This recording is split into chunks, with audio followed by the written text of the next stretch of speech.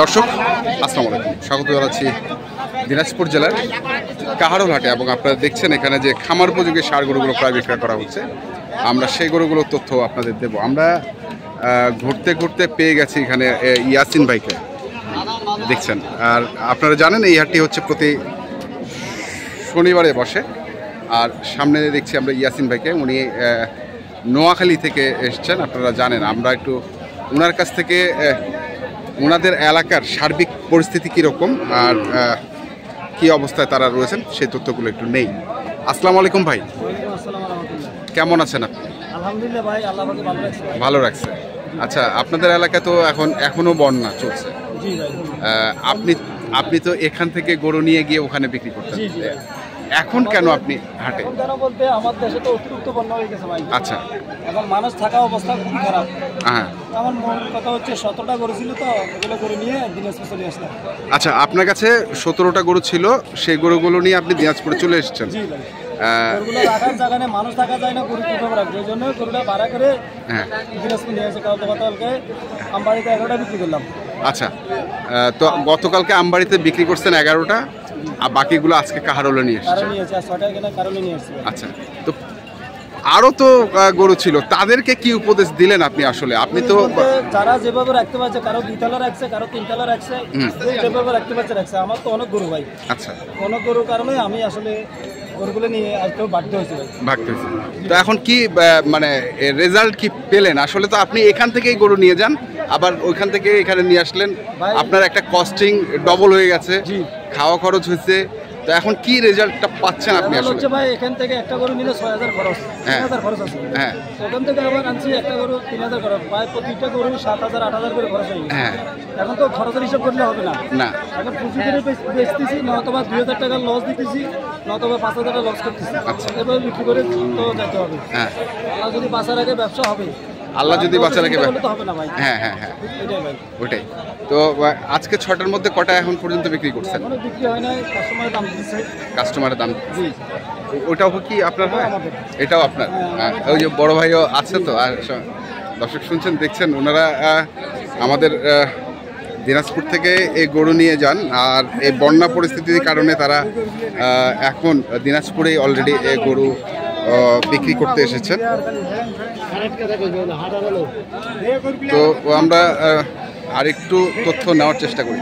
তো কি মনে হচ্ছে যে বন্যা এখন পানি কি নামছে আপনাদের এলাকায়? নামছে, প্রতিদিন 2 ইঞ্চি 3 ইঞ্চি করে কমতেছে।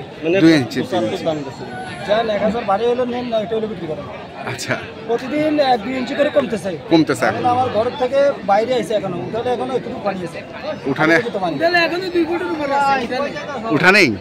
আচ্ছা আচ্ছা, তো তাহলে তো প্রচুর ডিজাস্টার হয়েছে আপনাদের। আসলে মূলত কথা হচ্ছে এই পানিগুলা কিন্তু আমাদের দেশে বন্যা এতবার হয়নি, ভারতের পানির কারণে আমাদের বাড়িতে ডুবে গেছে। আচ্ছা আচ্ছা, মানে ভারতের পানিটাই বেশি ক্ষতি করলো। তো ওরা তো বলছে যে ভারতের পানি ছাড়ে নাই, এটা হচ্ছে ওরা জানে। হ্যাঁ, সবাই মানুষ দেখতেছে, সবাই মানুষ দেখতেছে। আচ্ছা, তো দর্শক আমরা পিএসপি বাংলা, ধন্যবাদ ভাইয়া।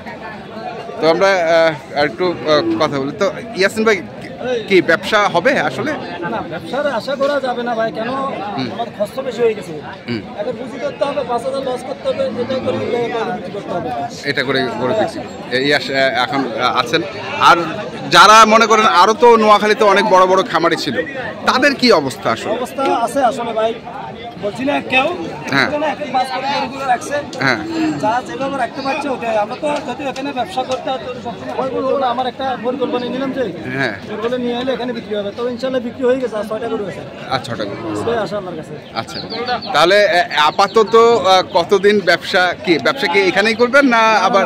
আমি আসলে যদি আল্লাহ যদি আজকে বিক্রি হয়েছে আজকে চলে যাবে। তো যদি পানি শুকায় তো ইনশাল্লাহ আবার ব্যবসাটা শুরু হবে, ব্যবসা বন্ধ হবে না। আল্লাহ যদি হায়াতে বাঁচা রাখে। তো ঠিক আছে ইয়াসিন ভাই, ধন্যবাদ আপনাকে, অনেক কিছু জানলাম শুনলাম।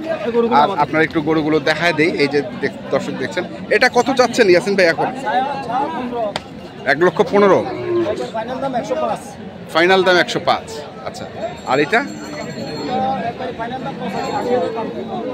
ফাইনাল দাম 85-80,000 দেয়। গরুগুলো কিন্তু শুকায় গেছে ভাই। হ্যাঁ আচ্ছা মানুষ বাঁচে না, খাওয়াইতেও তো পারেন নাই। খাওয়াইতেও পারি না, ওখানে রাখা জায়গা নেই। আল্লাহর রহমতে যা গরুগুলো বাঁচিয়েছে এটাই শুকর। আমাদের মধ্যে অনেক মানুষের গরুগুলো বন্যায় ভাসে গেছে, গরু মরে গেছে। আল্লাহ পাকে তো আমাদেরকে বাঁচায় রাখছে, আর গরু বাঁচিয়েছে, এটাই আল্লাহর শুকর। এটাই আল্লাহর কাছে শুকর। আচ্ছা, তাহলে এটা আপনি 105 ফাইনাল দাম, এটা হচ্ছে 85 ফাইনাল দাম। তারপরে কোনটা আছে? এই যে এটা আছে, এটা কত ফাইনাল দাম? কত লাস্ট একবার এটা? আচ্ছা, একবারে 75 ফাইনাল দাম। আর ওই পাশে আরেকটা আছে নাকি? এটা এটা এটা এটা কত? এটা কি একবারে ফিক্সড না কম হবে না আর? আচ্ছা 95। দর্শক শুনছেন, এটা হচ্ছে 95। তো আমরা একটু ইয়াসিন ভাইয়ের নাম্বারটা দিয়ে দিই, কারো যদি প্রয়োজন পড়ে যোগাযোগ করবেন ওনার সঙ্গে। আর উনি হয়তো নোয়াখালীতে যারা এরকম গরু নিয়ে বসে আছেন, বিক্রি করতে পারছেন না, আমরা ইয়াসিন ভাইয়ের নাম্বারটা দিয়ে দিই, ওনার সঙ্গে যোগাযোগ করবে। নাম্বারটা বলে দেন ইয়াসিন ভাই। 01726 82 15 85। এই নম্বরে যোগাযোগ করলে ইনশাল্লাহ হবে। তো আমরা দেখি আরও কিছু তথ্য আমরা দিতে পারি কিনা আপনাদের। আমরা রয়েছি কাহারোল হাট, দিনাজপুর জেলার।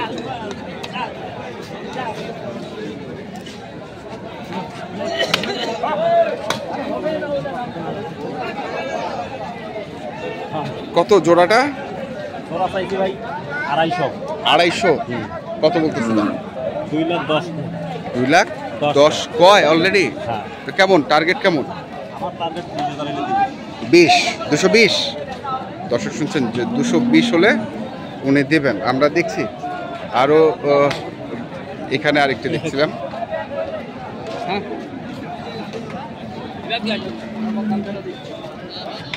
কিরে গরু কি চেহারা দেখা না কেন? কত চাচ্ছিস?